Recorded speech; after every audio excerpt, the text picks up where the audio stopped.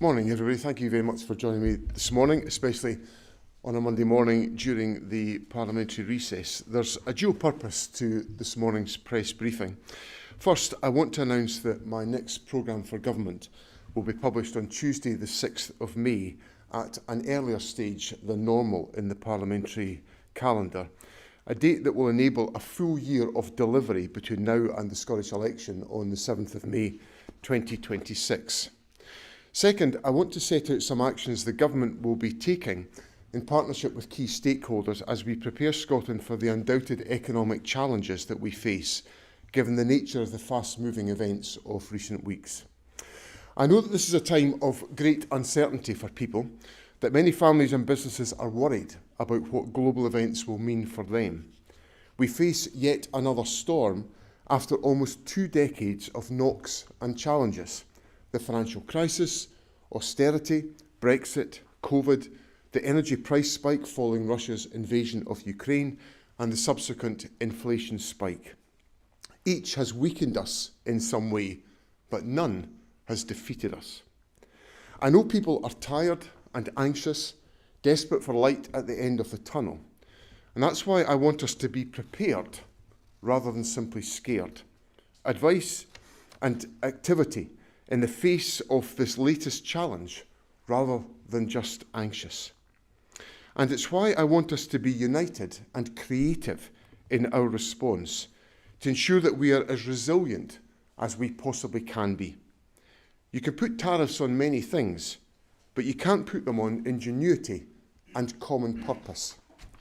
The programme for government will be laser focused on delivery. It will set out what I believe my government can and will deliver for the people of Scotland over the coming year. It will be centred on our 4 core priorities so that people can have confidence that government effort is directed effectively on the issues that matter most. My ambition is that people will look at this programme for government and see in it not only a reflection of the challenges that they face in their daily life, but also meaningful solutions to those problems. I want it to be a policy programme that makes their life easier and gives them hope. I want people in all parts of Scotland to understand that we get their desire for something more, that we get the stark realities of life for so many at the moment, and that we are doing something about it. I want to assure people in Scotland that their government will seek to do everything we possibly can do within our powers and responsibilities to address that underlying feeling of anxiety that affects so many people at this time. We are here to fix the challenges we face as a country. For our NHS in particular, it makes making it easier for people to get appointments with their GP. It means shorter waiting times, faster treatment, increased capacity in our hospitals and in our communities. We are seeing some encouraging signs of progress already. A corner has been turned in NHS performance. And over these next 12 months, I want that progress to be tangible for people as they engage with our National Health Service. It includes action to protect the most vulnerable in our society, something all the more important as the UK Government pushes ahead with policies that will condemn more Scottish children to poverty, that will hurt carers and tens of thousands of people with disabilities. And it includes targeted initiatives to boost Scotland's economic prospects now and for the long term, as we make the most of our rich resources, in particular our sustainable and renewable energy resources, to draw in new investment and to create rewarding and well-paid jobs. The economic headwinds are blowing strong across the Atlantic, and they demand a response that is both immediate and measured. My programme for government will set out what practical steps we will take to strengthen our response to those headwinds and ensure Scottish business and our economy is positioned well to create jobs and to grow the economy. On Friday, I took part in a discussion with the Prime Minister and with the other heads of government in our 4 nations as we seek to respond to the threat posed domestically and internationally by President Trump's tariffs. It was a useful and a constructive call, but I want to be certain that the UK Government fully understands Scotland's distinctive challenges and needs. I want to make sure the UK Government understands where we need them to do much more to protect Scotland's economic interests. As a result, I'll be bringing together our key partners in the business community and the trade union movement on Wednesday to map out the actions we can take here in Scotland and which can be complemented across the United Kingdom to respond to the emerging economic realities. That work will influence my government's approach, and I want it to shape the response at a UK level into the bargain.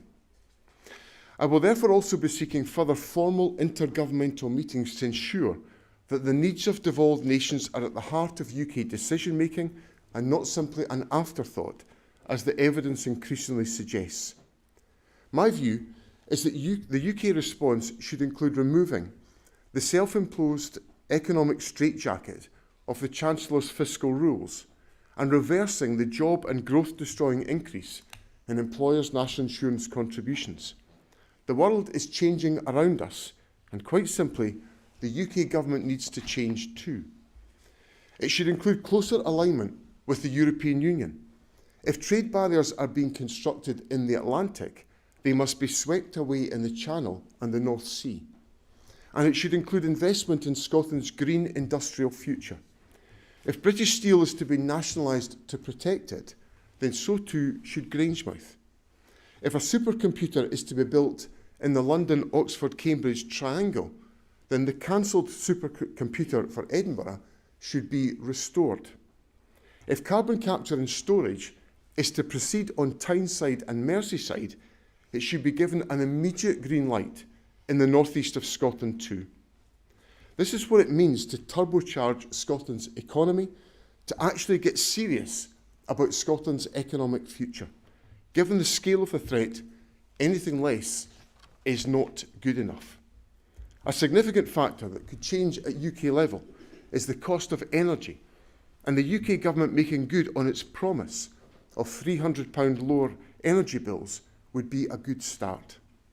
A Scotland that is wealthier, fairer, more resilient, that is my ambition. I want people feeling more confident about the future and more secure in the midst of the uncertainties, because they have a government that is fighting Scotland's corner, a government that is bringing people together so that our response to the challenges that we face is rooted in a Scotland that is united, prepared and determined, a Scotland confident in its ability to once again weather the storm and come out of that storm a great deal stronger. So thank you very much for being here, and I'll now take some questions from journalists here today, and I'll start with Glenn Campbell. Glenn. Thank you, First Minister. Should we take it that your last programme for government is no longer valid, or is your new programme for government an extension of the pledges and promises you made there? And given that you have listed a number of issues that you think the UK government should move on, did you raise those with the Prime Minister on Friday, and what kind of response did you get? On the first point, Glenn, the programme for government will build on what I set out in September last year.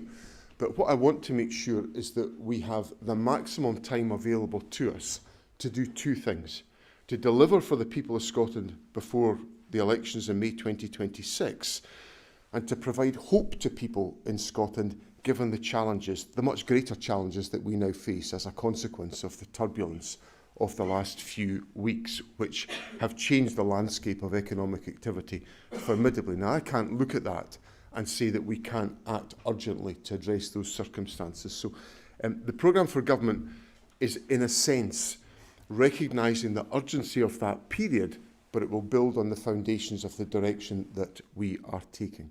Now, in relation to the UK government, obviously I've raised with the Prime Minister the issues around the fiscal rules and around employers' national insurance contributions. We didn't reach agreement on that on Friday, but I think these are arguments that are going to have to be persisted with, because I think we're not yet facing the severity of impact of the increase in employers' national insurance contributions. That will start to be felt within the economy at the same time as we're facing economic headwinds from events of the last few weeks. as that all comes together, I think we face a lot of economic turbulence, which is why I think the Prime Minister needs to act. And I'll persist with those arguments, hence my desire to have those further discussions at intergovernmental level, which we will pursue. Gordon Cree, Scottish Television.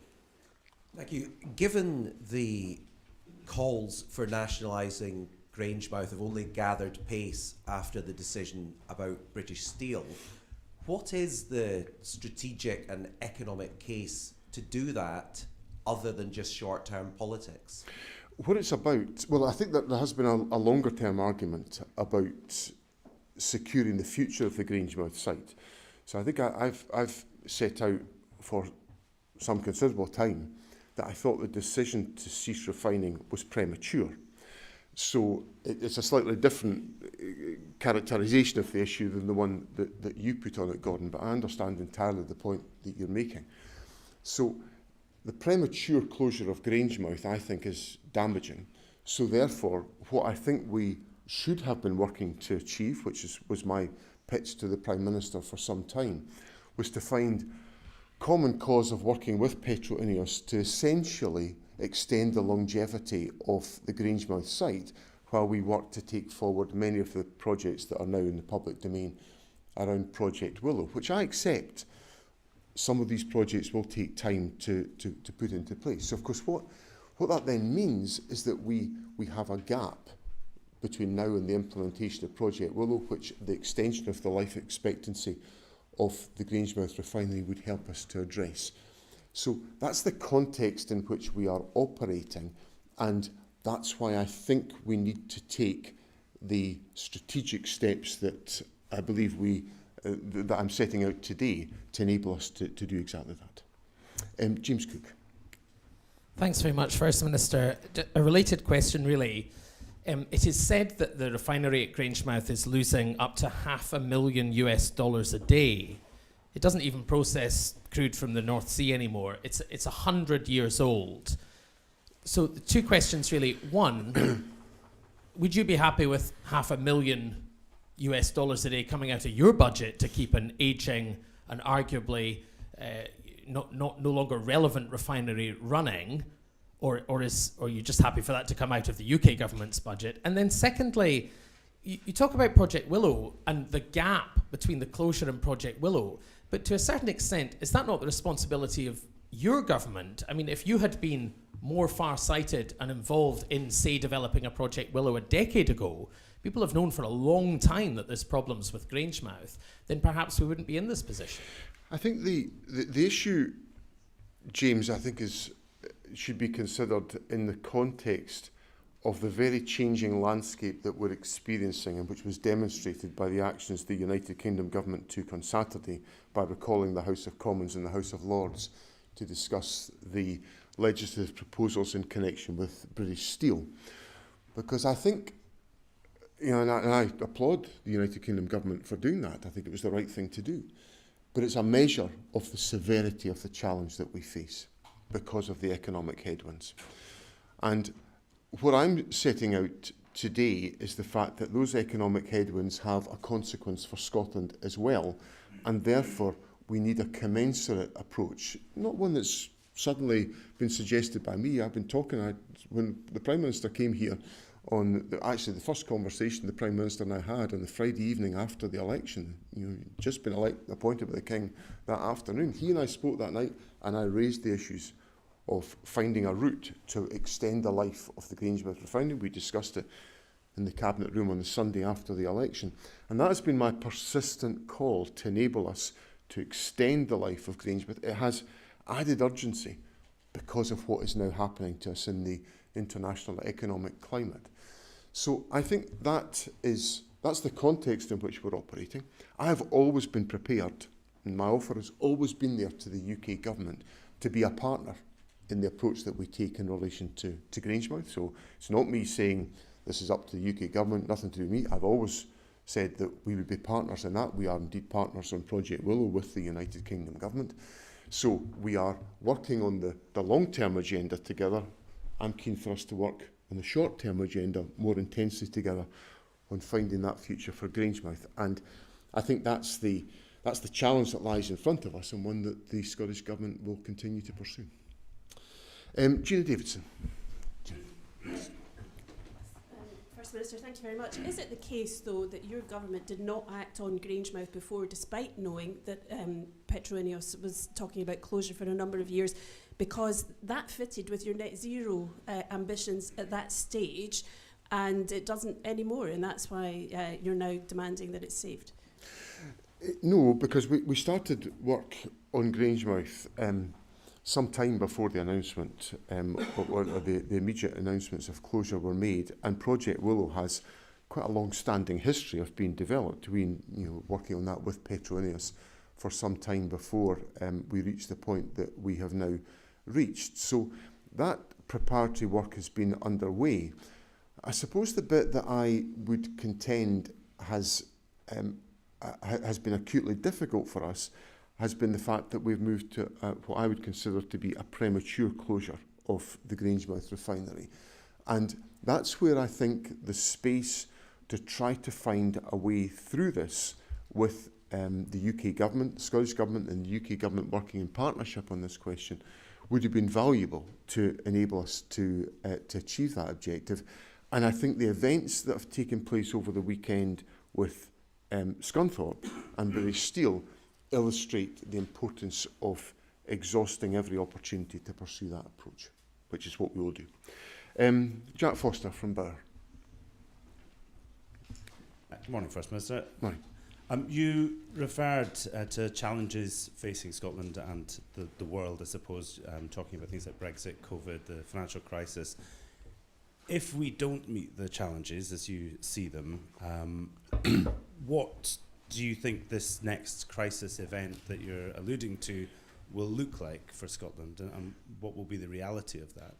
I think the reality of it will be economic damage being done to our prospects. So when I responded first of all to the original tariffs that were set out by President Trump just a week past Wednesday, I indicated that I expected there would be that we would see a lower growth in the Scottish economy as a consequence of the tariffs. And why do I think that? I think that very directly because of the increased cost of doing business for some Scottish organisations in terms of the United States market.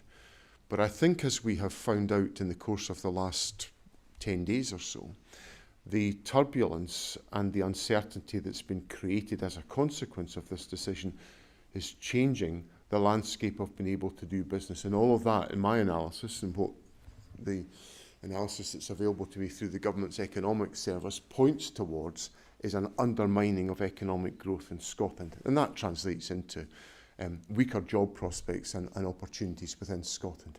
Now, obviously, that has significant implications for our tax take, our tax base, and for the investment in our public services. So the necessity to respond to the economic challenges, not to be resigned to them. I'm not in any way resigned to them. I'm essentially here today signalling my government is on the front foot, bringing forward its programme for government, and as part of that, we will be sharply addressing the economic challenges that we face. But I'm setting out a number of measures which would help us in that effort. To just take two of them: the Acorn project in the northeast of Scotland for carbon capture and storage. Progress on that would really advance and accelerate our economic opportunity. The Edinburgh supercomputer would help us additionally in that respect. So there are steps we can take to ensure we are not in any way undermined.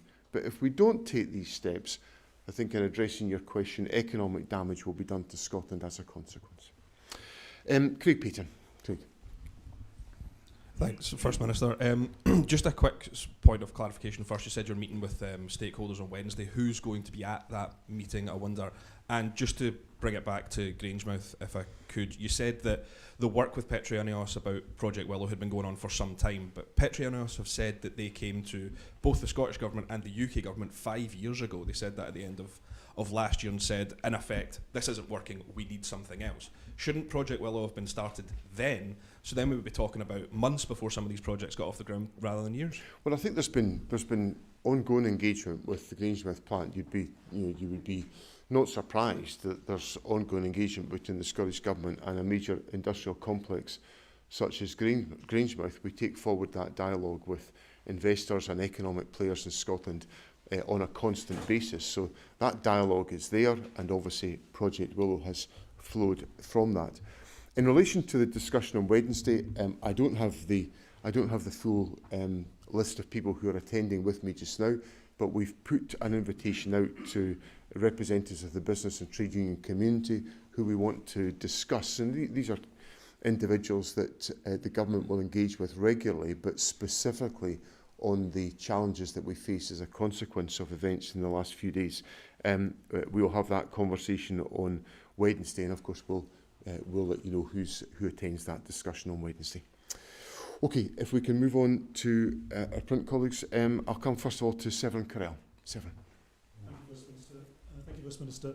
If the nature of the crisis at the moment is an economic one, if it's about lower tax take, if it's about greater pressures on public spending, if it's about pressure on people's jobs, then presumably the best response to this is going to be changing spending, changing budgets for the Scottish Government. You're not proposing to do that in May.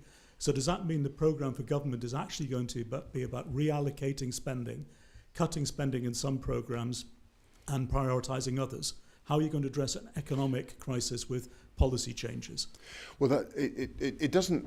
We've set out our budget and we're obviously pursuing the budget. Within the budget, there are certain elements of spend that will not have been specifically determined yet. So, for example, the £200 million that has been allocated to the Scottish National Investment Bank, there will not have been specific decisions yet taken about the projects that will be supported as part of that exercise.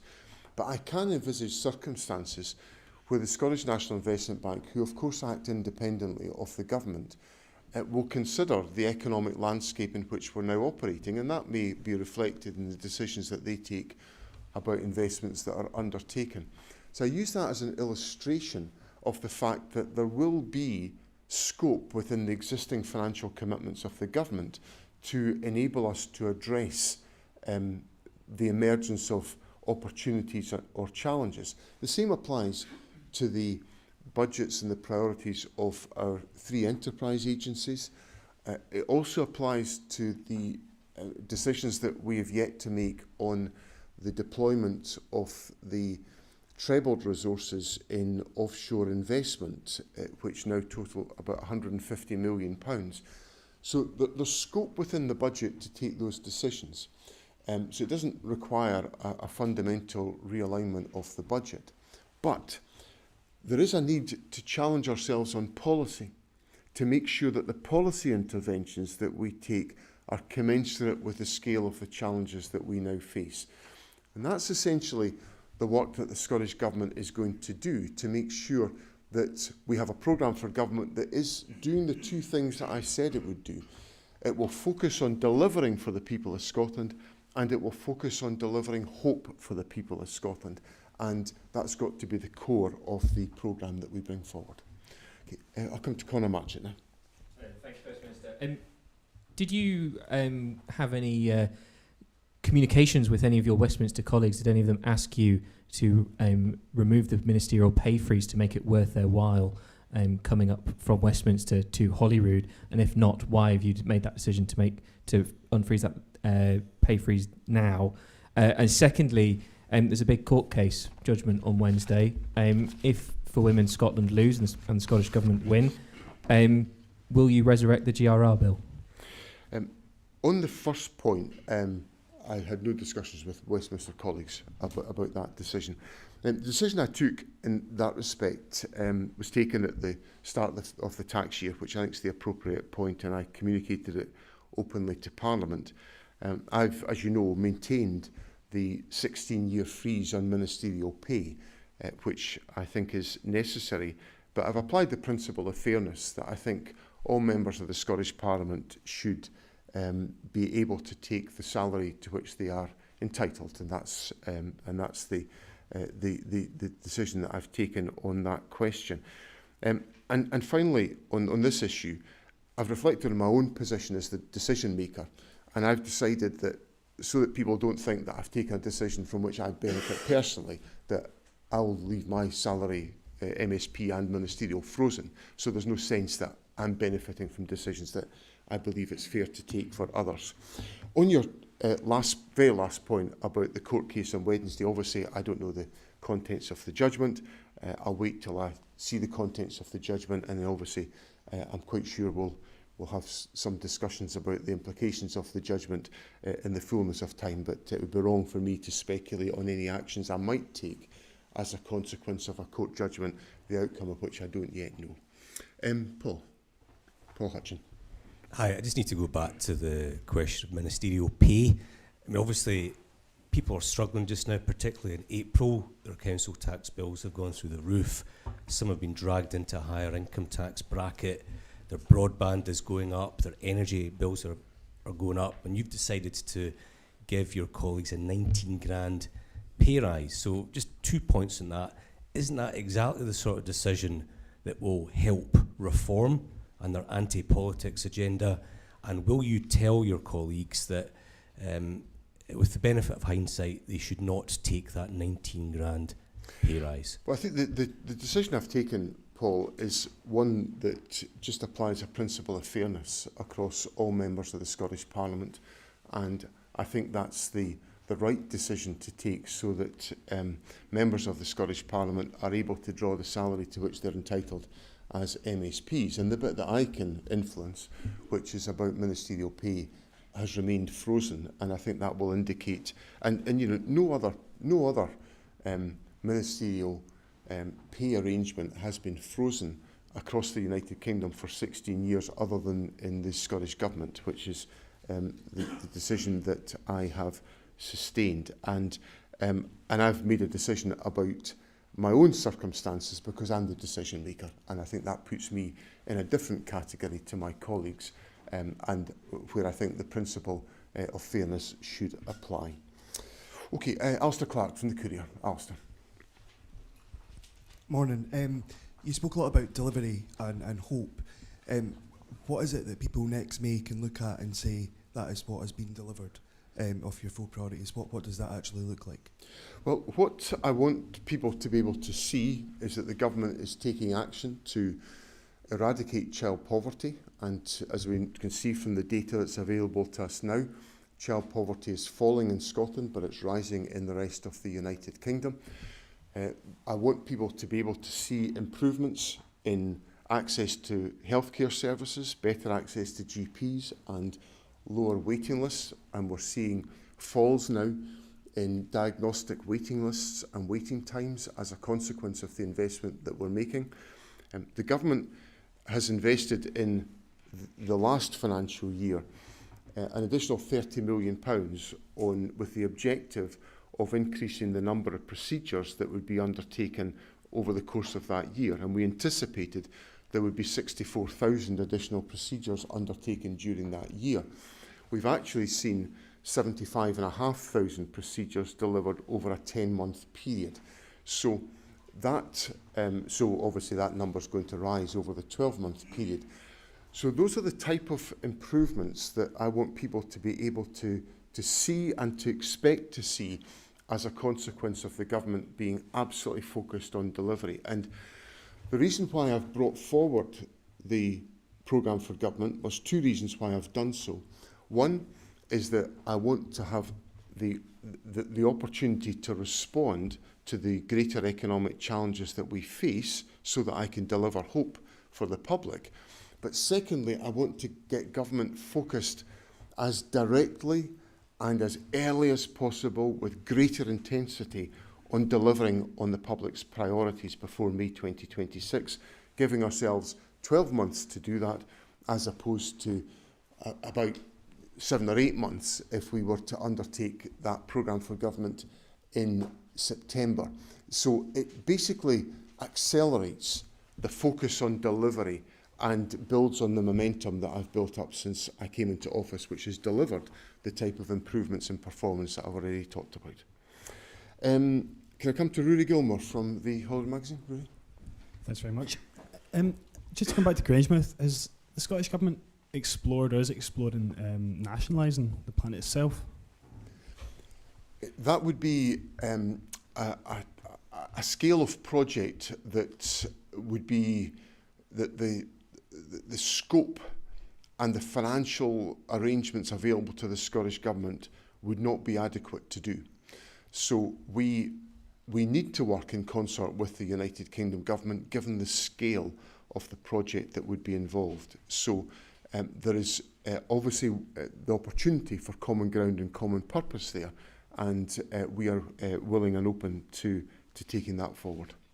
David Ball. David. Thank you very much.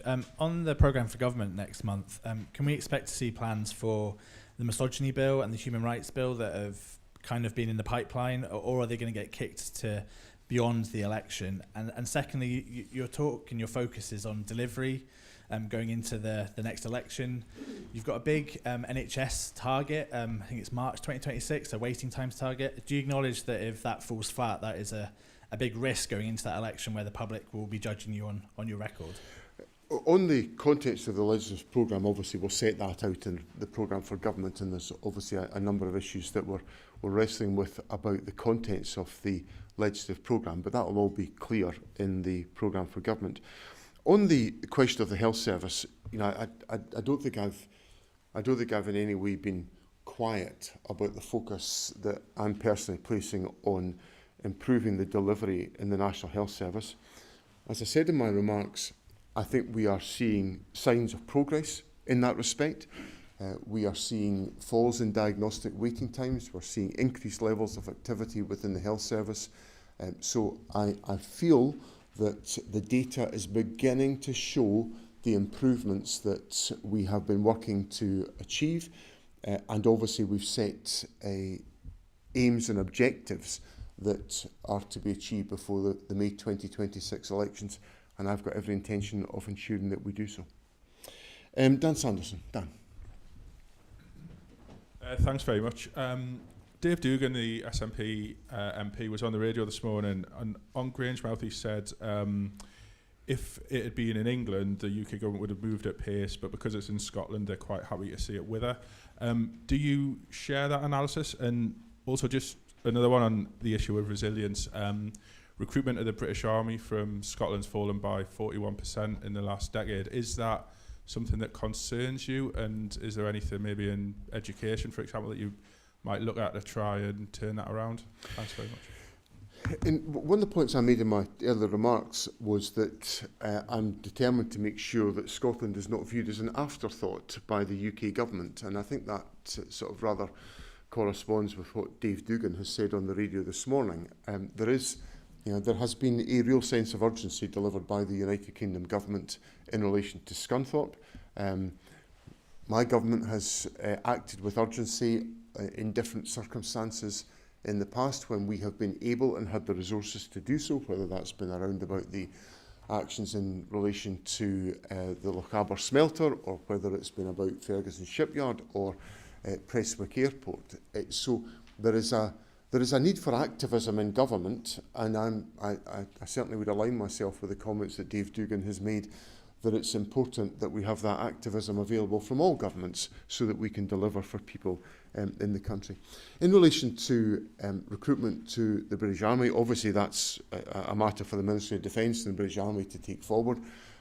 We are determined to make sure that in our education system, young people are supported to leave to engage in positive destinations. We have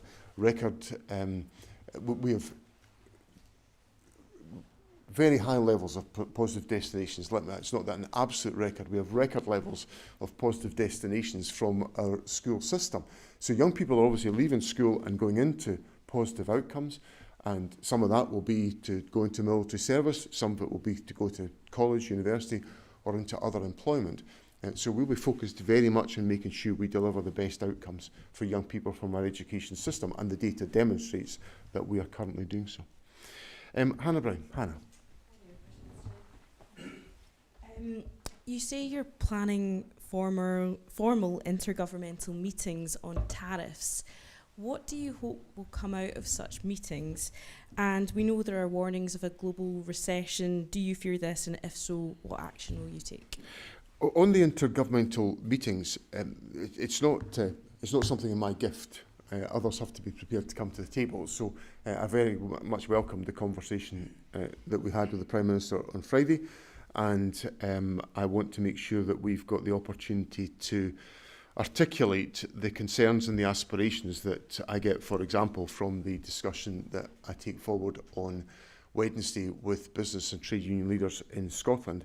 And it's about ensuring that all parts of the United Kingdom are able to influence the decision-making of the UK government, where I accept on issues like international trade, for example. It's the United Kingdom government that will negotiate a trade agreement with the United States. I want to be confident about the contents of that agreement. I want to make sure that agreement is not damaging to the interests of Scotland and the Scottish economy. So I'll be pursuing opportunities to enable that to be the case. So that's very much the purpose of the discussions in that respect. On your question about economic damage, I suppose it comes back to some of the points that I said to Jack earlier on. I think looking at it dispassionately and objectively, the current economic conditions and the economic turbulence is likely to do us economic damage unless we take measures and steps to counter that. And that's exactly what I'm flagging to you today. The government is getting into that space to enable us to address that particular opportunity. Now, one of my reflections on the period I spent in the United States just at the start of last week, in the week before and start last week, was that although there's a great deal of turbulence at a strategic level within international economies, there remains, because most of my discussions were focused on specific investment possibilities, there remains an appetite to invest in specific projects around the world, and especially, obviously, I'm interested in projects in Scotland. So some of the investors that I was talking to are looking at specific investment propositions where capital is looking for a home, and capital is still going to need a home in amongst all this turbulence. So what I want to make sure, and it was the bit that actually heartened me about the conversations I had in the United States, was that there was a willingness to contemplate further investment as a consequence of the approaches and the discussions that were taken forward. And these are some very far advanced conversations that we are having. And with the objective of turning those into reality that will create jobs and opportunities here in Scotland. So although there is the prospect of economic damage, there is a route whereby we can secure particular investments, and the government will be determined to do that. Tom Gordon. Tom. Thank you, First Minister. Further to that, the projects you're talking about, Acorn, Willow, the exascale computer, they are desirable, but they're also long-term, as you've acknowledged. In the short term, between now and the Holyrood election, do you think we will enter a recession, as many economists and financial houses predict? I suppose the honest answer to that, Tom, is I don't know, but I think there's a risk of it. And that's why I'm setting out the steps that I'm taking today, because I want to make sure we're as front-footed as we can be to resist that eventuality. So I can't say to you with certainty it will happen, but I think there's a risk it might, and therefore we've got to be on the front foot to resist that. Do you think it's more likely than not? You're pushing me into being ever more specific. I think certainly it's more likely than it was before a week past Wednesday. Yes. Given all that talk of turbulence and uncertainty worldwide, surely you would not want to compound that with domestic uncertainty and a push for independence. Well, I think independence gives Scotland a greater scope to exercise the responsibilities and exercise the interventions that could make a difference in our respect. So let's take, for example, some of the opportunities that independence would bring in relation to access to the European Union.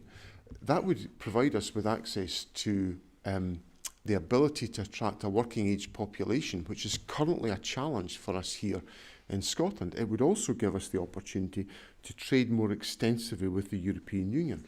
Now, I think we've got a long way to go to repair the damage to trade relationships with the European Union that have been created by Brexit. There's no upside to Brexit. Part of the economic difficulty the UK faces just now is because of the damage of Brexit. So independence is a way around that. It's a way of countering that by making sure that we have access to the range of powers and responsibilities that allow us to put our economy on a stronger footing. And that remains my hope and my aspiration as part of the work of government. I'm a believer in independence, Tom, and nothing I'm experiencing just now. I think I believe the time is right for that, Tom, because it's so important that we have the economic scope and powers to act in the interests of the people of Scotland. Can I come to Xander Elliott of the National? Xander. Morning. So this morning, you mentioned in your speech about the cost of energy. This morning, we've seen kind of interventions on two sides in the zonal pricing debate that's ongoing. Centrica's chief executive called it superficially attractive, but said it would make things worse. Octopus's chief executive is saying the complete opposite. Him and 3,700 small businesses have written to the Treasury backing it. As Labour ministers are set to make a decision on zonal pricing, have SNP ministers, have you taken a position on this, and have you communicated that to any UK ministers? There's obviously a range of opinions on the question of zonal pricing and a range of assessments about the impact it would make. Obviously that's been a subject of discussion. Indeed, I have further dialogue in the course of this week about zonal pricing that will be taken forward. We're engaging with the UK government on the question of zonal pricing, and we will continue that dialogue as UK ministers come to their conclusions on this particular question. Sorry, the engagement, have you been pushing for it, against it? Well, we're engaged with the UK government on that question because I say there are different perspectives on zonal pricing, and it's important that all aspects of the debate and the discussion are properly and fully explored before conclusions are drawn, and we'll engage on that question. Okay, finally, Simeon Kerr. Simeon.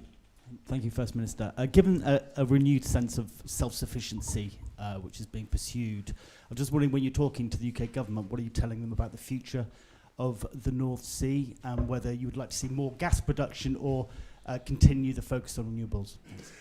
Well, I certainly, my priority is to make sure that we are equipped to deal with the implications of climate change. Climate change has not in any way, shape or form disappeared. Indeed, I would venture to suggest that the climate that Scotland is currently experiencing is perhaps a bit of an illustration of how different things are in the climate just now compared to where we would normally be at this time of year. So the climate change threat is real. We have got to, for those reasons, pursue the renewables agenda. We've also got to pursue the economic opportunities of renewables from the perspective of energy security.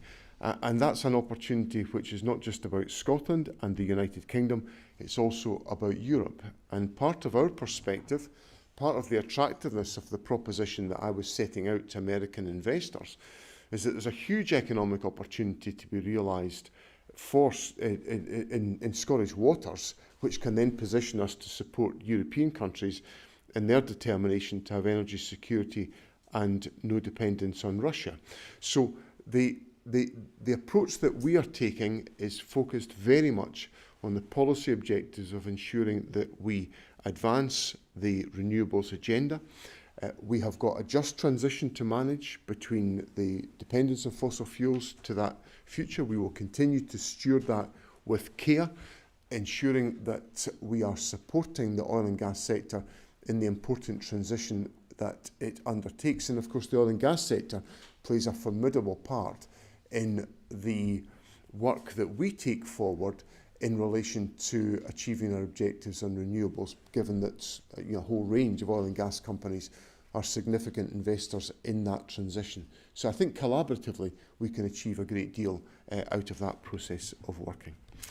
Okay, thank you all very much. Just a really quick follow-up. I'm so sorry to certainly. Because I've got 5 questions. Well, we shouldn't take that as the norm, but just really quickly, do you think China has deliberately run down Grangemouth and Scunthorpe? I think the issue, there has been a challenge about ongoing investment at Grangemouth, and as you know, Grangemouth, the refinery is a joint venture between INEOS and PetroChina, and within that business, there is obviously a debate about investment priorities. Now, I don't have sufficient line of sight on the internal dialogue of INEOS to give you a definitive answer to your question, but I think it is a fair expectation that there should be full investment in assets that companies own within Scotland or the United Kingdom. And I think that issue is being addressed very directly by the United Kingdom government in relation to Scunthorpe. And I think there is a basis for us addressing that question in every respect. Are you suspicious? Well, I think there's clearly there are certain scenarios where companies have a choice to make about their investment priorities, and we are dealing with global investments. So I want to make sure, part of my job is to make sure Scotland is a very attractive place for investment and to enable that to be the case. Thank you all very much. Thank you.